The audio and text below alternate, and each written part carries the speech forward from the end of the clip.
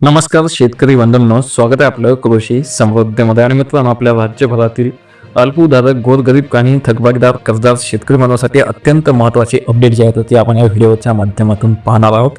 कारण की मित्रांनो, आपल्या राज्यातील मोठ्या आणि धनदागड्या शेतकऱ्यांसोबतच ज्या शेतकरी बांधवांकडे महागडी 4 चाकी वाहने आहेत, फार्म हाऊस आहेत, ज्यांची शेती जास्त आहे, अशा मोठ्या शेतकऱ्यांना कर्जमाफीचा लाभ जो आहे तो दिला जाणार नाही.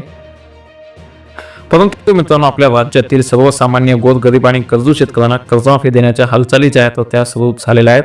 आणि मित्रांनो, यासाठी शासनाने शेतकरी कर्जमाफी समितीची जी आहे ती कार्यकक्षा वाढवली असून आता आपल्या कोल्हापूर जिल्ह्यात तब्बल 7 लाखांहून अधिक शेतकऱ्यांनी 4000 कोटींचं कर्ज जे आहे ते घेतलं आहे.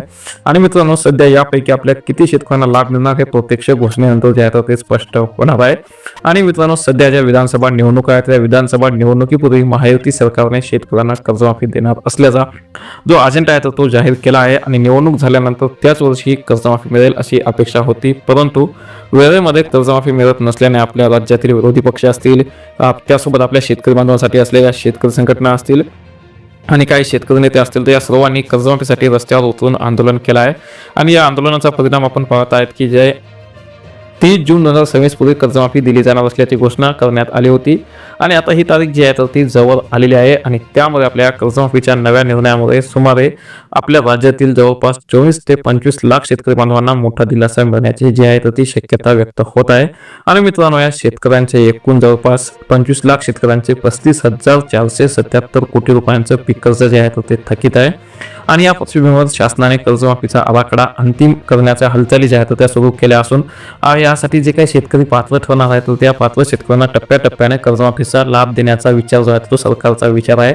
आणि यासाठी आपल्या राज्यातील शेती क्षेत्र जे आहे ते गेल्या काही वर्षापासून अवकाळी पाऊस असेल, अतिवृष्टी असेल, दुष्काळ असेल, गारपीट असेल किंवा ज्या काही आपल्या बाजारभावातील चढ उतार असतील, तर यामुळे जे शेतकरी आपल्या आर्थिक संकटामध्ये सापडले आहेत अशा शेतकऱ्यांचा उत्पादन खर्च वाढत असताना पिकांना अपेक्षित दर मिळत नसल्याने अनेक शेतकरी कर्जाच्या ओझ्याखाली दबले आहेत. खास करून आपल्या राज्यातील ज्या काही सहकारी बँका असतील, सोसायट्या असतील किंवा जिल्हा मध्यवर्ती बँका असतील, त्यासोबत राष्ट्रीयकृत बँकांकडून घेतलेली जी काही पीक कर्ज आहे तर ती या सर्व पीक कर्ज जी आहे तर ती थकली आहेत.